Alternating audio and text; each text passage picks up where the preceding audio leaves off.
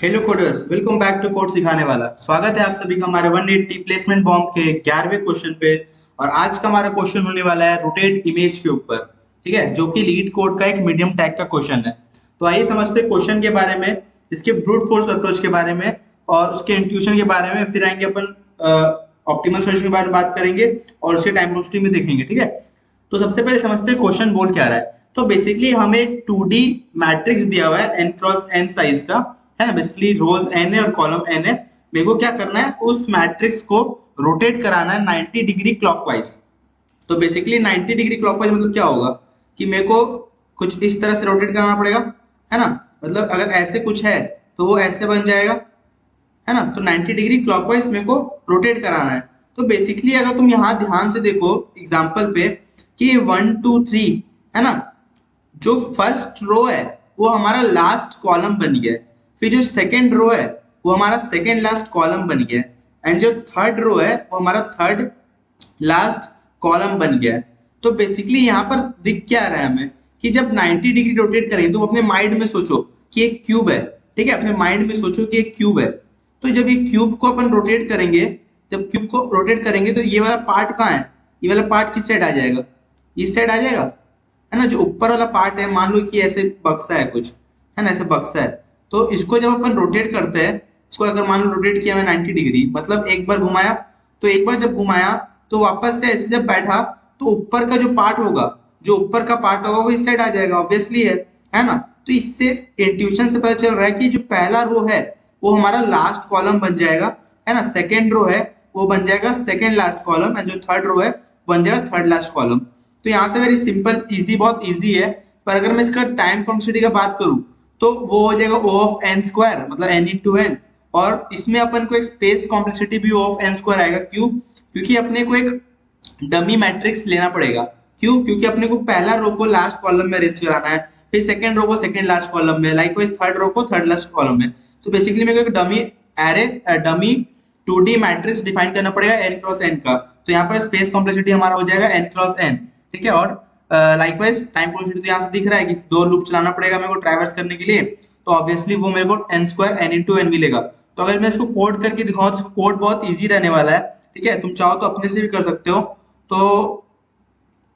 तो मैं पूरा कोड नहीं लिखूंगा, सिर्फ तुम्हें एक इंट्यूशन दे दूंगा, मतलब एक आइडिया दे दूंगा करना क्या है। सिंपली मेरे को क्या करना पड़ेगा, फॉर लूप लगाना पड़ेगा। तुम ऊपर का रेंज और वो क्या नाम है एन निकाल लेना, मैं वो नहीं लिख के बता रहा हूँ। ठीक है, मैं सिंपली बता रहा हूँ कि तुम लूप कैसे चलाओगे, क्योंकि लूप में थोड़ा सा कंफ्यूजन हो सकता है।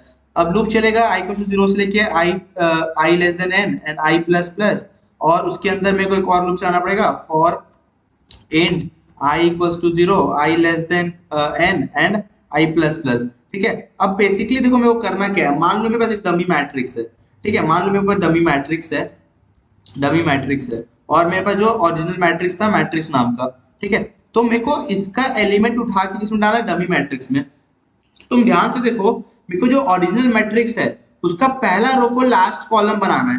तो रो में अपना क्या चीज सेम रहता है, आई सेम रहता है। एंड कॉलम में अपना क्या चीज सेम रहता है, क्या रहता है सेम, अपना कॉलम में जे सेम रहता है। तो बेसिकली अपना जब एलिमेंट डमी एलिमेंट में जाएगा, ठीक है, जब डमी एलिमेंट में जाएगा तो वहां पर क्या रहेगा, जे सेम। या तुम ऐसे भी कर सकते हो कि पहला कॉलम को, अगर तुम ऐसे ही बोलो कि पहला कॉलम को अपन सेकेंड रो बना रहे, ठीक है, वैसे नहीं करते, चलो ठीक है, कोई दिक्कत नहीं। तो यहाँ पर बेसिकली अपने को लूप कैसे चलाना पड़ेगा, यहाँ पर मेरे को जे लिखना था, जे और जे लेस देन एन। ठीक है, तो सिंपल सिंपल, मैं ज्यादा कंफ्यूज नहीं कर रहा हूँ, पहला रो को लास्ट कॉलम बनाना है। तो बेसिकली मेरे को जब इस मैट्रिक्स में से, ओरिजिनल मैट्रिक्स में से, ठीक है, डमी मैट्रिक्स में वैल्यू भेजना है, तो बेसिकली मेरा आई कांस्टेंट रहेगा, है ना। क्योंकि आई ही मेरा क्या है, आई मेरा ही जो है वैल्यू फिक्स रहेगा, क्योंकि पहले रो में से उठा रहे हैं, है ना। पहले रो में से आई चेंज नहीं हो रहा, देखो ये जे का लूप चलेगा। ठीक है, और फिर जे अगर लिख दू तो सॉरी, ठीक है, तो बेसिकली मेरा ये वैल्यू उठ जाएगा यहाँ से मैट्रिक्स ऑफ हर रो, एक एक करके वैल्यू से, जे का हर वैल्यू से एक रो, सेम रो में वैल्यू एक एक करके उठ जाएगा। पर अब मेरे को डालना है कॉलम में। तो कॉलम के लिए मेरे को जे सेम रहना चाहिए, मतलब सेकंड आर्गुमेंट सेम रहना चाहिए, पहला चेंज होना चाहिए। तो पहला चेंज होगा, मतलब पहला इस रो में आया, फिर सेकंड रो में, फिर थर्ड रो में। तो बेसिकली अगर मैं जे लिख दूं तो सबसे पहले जे इक्वल टू 0 के लिए चलेगा, फिर जे इक्वल टू 1, फिर जे इक्वल टू 2। मतलब ये मेरे को दिख गया कि अलग अलग रो में जा रहा होगा, ठीक है। लेकिन इस साइड में मेरे को कांस्टेंट रखना है, तो उस केस में अगर मैं n-1 रख दूं, तुम देखोगे यहाँ n-1 ही है ये कॉलम, ये n-1 कॉलम है ना। लेकिन जब सेकंड लास्ट में, जब सेकंड लास्ट कॉलम में भरना होगा, तब वहां कैसे पहुंचेंगे? तब मेरे को n-i-1 करना पड़ेगा, इसलिए मैं करूंगा यहाँ n-i-1। तो बेसिकली अभी i मेरा 0 है, तो n-1 हो गया। फिर जब i 1 हो जाएगा तो n-2 हो जाएगा, फिर इसमें पहुंच गया। फिर n जब 2 होगा तो n-2 में पहुंच जाएगा, तो बेसिकली इसमें पहुंच जाएगा। तो इस तरह से मेरे को लूप चलाना है, ठीक है, और कुछ नहीं है, बहुत सिंपल है। तो ये था हमारा ब्रूट फोर्स अप्रोच की दिमाग में हमारा क्या आएगा, ठीक है। ये तो खाली देखना था हम लोग को और समझना था। अब बात है इसके ऑप्टिमल सॉल्यूशन में। तो अगर मैं ऑप्टिमल सॉल्यूशन का बात करूं, तो तुमको ऑप्टिमल सॉल्यूशन से पहले एक टर्म पता होना चाहिए, ट्रांसपोज ऑफ मैट्रिक्स, ठीक है। ट्रांसपोज ऑफ अ मैट्रिक्स क्या होता है समझते। Basically transpose of a matrix होता है, क्या होता है? ट्रांसपोज ऑफ अ मैट्रिक्स होता है कि रो को कॉलम में बदलना एंड कॉलम को रो में बदलना, ठीक है। तो अगर मैं तुमको यहाँ पर दिखाऊं कि मान लो मेरे पास एक एक मैट्रिक्स है,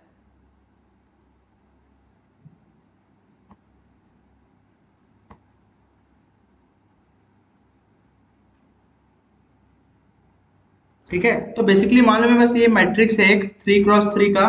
तो मैंने क्या किया, यहाँ पर इंडेक्सेस लिख दिया सबके कि ये 0 0 होगा, 0 1 होगा, 0 2 होगा, 1 0 1 1 1 2 2 0 2 1 2 2। तो ये इंडेक्सेस होंगे एलिमेंट के। अब ट्रांसपोज ऑफ मैट्रिक्स क्या बोलता है कि जो रो है उसको कॉलम बना दो, जो कॉलम है उसको रो बना दो, ठीक है। जो कॉलम है उसको रो बना दो और जो रो है उसको कॉलम बना दो। तो अगर मैं ध्यान से देखूं कि अगर मेरे को उसमें ट्रांसपोज करना होगा, तो तुम देखो कि ये 0 0 कांस्टेंट है। फिर देखो 1 0 का क्या हो रहा है, 0 1 हो रहा है। 2 0 का क्या हो रहा है, 0 2 हो रहा है। तो अगर मेरे को इस एलिमेंट को, इस कॉलम को ट्रांसपोज करना होगा, तो क्या लिखूंगा मैं कि जो मैट्रिक्स ऑफ आई जे है ना, उसको चेंज किससे कर दो, जे आई से। बेसिकली यही दिख रहा है कि देखो ना क्या हो रहा है, तुम अपने देखो ना, ये तो ठीक है, कोई दिक्कत नहीं है, दोनों केस में 0 0 आएगा तो कोई दिक्कत नहीं है। अब आई 1 है और जे 0 है, तो जब ट्रांसपोज करूंगा तो जे क्या हो गया, जे 0 में आ गया, और आई क्या हो गया 1। वैसे ही 2 0 का भी 0 2। फिर अगर मैं कोई इसका बात करूंगा, तो ये जो सेकंड कॉलम होगा वो सेकंड रो में आएगा। तो तुम देखो 0 1 का 1 0 1 1 तो कांस्टेंट रहेगा, है ना, और 2 1 का देखो 1 2। तो बेसिकली जो आई जे है वो जे आई बन जा रहा है, ठीक है। तो ट्रांसपोज में मेरे को खाली यही समझाना था कि रो को कॉलम में करना और कॉलम को रो में करने में क्या डिफरेंस है, खाली आई जे का जे आई बन जाएगा, जे आई का आई जे बन जाएगा, ठीक है। तो ये ट्रांसपोज ऑफ मैट्रिक्स होता है। अब अपने क्वेश्चन पे आते हैं, तो क्वेश्चन पे ध्यान से देखो। अगर मैं तुमको क्वेश्चन में अच्छे से समझाऊं कि देखो पहला जो कॉलम है, ठीक है, अगर पहला कॉलम को तुम ध्यान से देखो 1 4 7, और पहले रो को, ट्रांसफॉर्मेशन के पहले रो को देखो क्या हो रहा है, 7 4 1। अगर मैं इसको उल्टा लिखूं तो क्या हो जाएगा, 1 4 7 होगा। अगर मैं तुमको इसको उल्टा लिख के दिखाऊं तो क्या हो जाएगा, 1 4 7 होगा। और पहला रो भी हमारा क्या है, ओरिजिनल मैट्रिक्स का 1 4 7 है। तो 1 4 7, यहाँ पर भी 1 4 7 दिख रहा है। बस हमको करना क्या है, रिवर्स करना है। तो एक चीज दिमाग में आ गई ऑप्टिमल सॉल्यूशन, कि अगर मैं ट्रांसपोज ऑफ अ मैट्रिक्स ले लूं, उसके बाद हर रो को रिवर्स कर दूं स्टार्टिंग से लेके एंड तक, तब तो मेरा रिक्वायर्ड आंसर मिल जा रहा होगा, है ना। दिख रहा है, सही बात है। सेम तुम सेकंड कॉलम में भी देखो, सेकंड इसमें कॉलम में 2 5 8, तो अगर इसको सीधा लिखो तो 2 5 8 ही होगा, बस रिवर्स कर दिया। 3 6 9 3 6 9 रिवर्स कर दिया, 9 6 3 हो गया, ठीक है। तो अब इसको कोड करना बहुत आसान है, ठीक है, ज्यादा कुछ रॉकेट साइंस का काम नहीं है। सिंपली अपने को क्या करना है, अपने को एक एन चाहिए होगा जो साइज साइज निकालेगा। तो सिंपली एक मैं इंट एन लिख लेता जो मेरे को साइज बताएगा। तो int n equals to matrix dot size, ठीक है, मैट्रिक्स डॉट साइज। अब मैं क्या करूंगा, एक तो ठीक है, तो बेसिकली सबसे पहले मेरे को साइज चाहिए होगा, तो मैं क्या करता ना, एक इंट रो बना लेता जो मेरे इनिशियली साइज लेगा ऑफ द रो। तो मैं क्या लिखूंगा, matrix dot size, matrix dot size. इससे मेरे को क्या मिलेगा, साइज ऑफ द रो मिल जाएगा, मतलब वही एन एन मिल जाएगा, एन एन क्रॉस एन का है, ठीक है। अब मैं क्या चलाऊंगा, लूप चलाऊंगा। तो लूप क्या चलाऊंगा, for int I equals to 0 I less than n i plus plus. फिर एक और लूप क्या चलाएंगे, for int j equals to 0 j less than n and j plus plus, ठीक है। अब मेरे को क्या करना है, मेरे को एलिमेंट एक्सचेंज करना है। कैसे कि ये कॉलम वाला एलिमेंट चल जाए रो में। तो मेरे को बेसिकली क्या करना है, इस एलिमेंट दोनों को स्वैप करना है, 4 को 2 से, 7 को 3 से, 1 को 1 से। तो बेसिकली आई जे को जे आई बनाना है और वापस से आई जे को जे आई बनाना है। तो बेसिकली हमको स्वैप करना है ना, मैट्रिक्स में स्वैप करना है। तो मैं क्या करूंगा, स्वैप ऑफ मैट्रिक्स ऑफ, ठीक है, swap of matrix of I J, matrix of I J with matrix of J I. Simply यही करना है, कोई दिक्कत, यहां तक दिक्कत नहीं होनी चाहिए किसी को भी, ठीक है। तो इससे मेरे को क्या मिल जाएगा, ट्रांसपोज मिल जाएगा। अब सिंपली मेरे को क्या करना है, हर रो में जाना है ना, for int I equals to 0 I less than and I plus plus, हर रो में जाके मेरे को उस एलिमेंट को क्या करना है, या एन नहीं होगा, रो मैंने लिया तो रो लेना पड़ेगा, ठीक है, एन की जगह रो ले लेते हैं, यहाँ पर भी एन की जगह रो ले लेते हैं। तो अब बेसिकली मेरे को करना क्या है कि हर रो पे जाके, मतलब हर मैट्रिक्स ऑफ आई पे जाके मेरे को रिवर्स करना है। तो बेसिकली एक रिवर्स इनबिल्ट फंक्शन होता है हमारा सी प्लस प्लस में। तो रिवर्स मैट्रिक्स ऑफ आई है ना, मैट्रिक्स ऑफ आई हमारा एक वेक्टर है, तो कहां से करना है, बिगिन से लेके matrix dot matrix I, matrix of I dot and तक, है ना, रिवर्स कर दो। सही बात है। तो क्या मेरा आंसर मिल जाएगा, अगर मैं अब इसको रन करके देखूं तो ये मेरे को सही आंसर दे रहा होगा मेरा, which will my required answer.